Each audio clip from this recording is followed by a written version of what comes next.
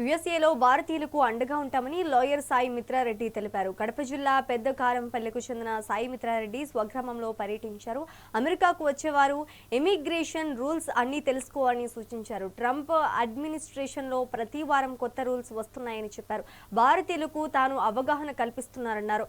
తన తండ్రి కేకే రెడ్డి స్ఫూర్తితో ఈ తరహా సేవా కార్యక్రమం చేపట్టినట్లు తెలిపారు. మెయిన్లీ మన ఇండియన్స్, మన తెలుగు వాళ్ళు జాబ్స్ చేసే వాళ్ళు ఆ వీసా మీద వస్తారు. ఆ వీసాకి చాలా స్ట్రిక్ట్ రిక్వైర్మెంట్స్ ఉంటాయి.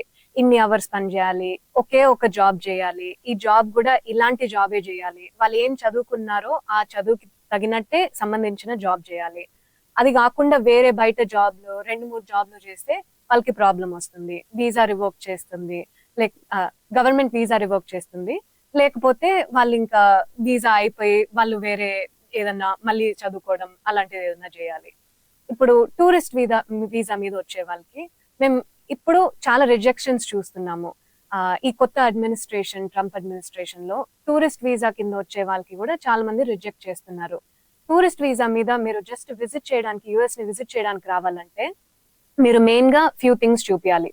ఒకటి, మీకు యుఎస్ కి వచ్చిన తర్వాత అక్కడ అన్ని ఖర్చులు పెట్టడానికి, తిరిగి చూడడానికి మీకు ఎనఫ్ మనీ ఉందా అది మీ బ్యాంక్ లో చూపించాలి. అది కాకుండా మీరు తిరిగి ఇండియాకి వచ్చేస్తారు, అక్కడే ఉండిపోరు అనేది కూడా ప్రూఫ్ చూపించాలి. ఇండియాలో మీకు ఇల్లు ఉంది, మీకు ఫ్యామిలీ ఉన్నారు, జాబ్ ఉంది అనేసి అవి స్ట్రాంగ్ టైజ్ అంటారు. మీ హోమ్ కంట్రీకి స్ట్రాంగ్ టైజ్ ఉన్నాయో లేదా అని గవర్నమెంట్ చూస్తుంది.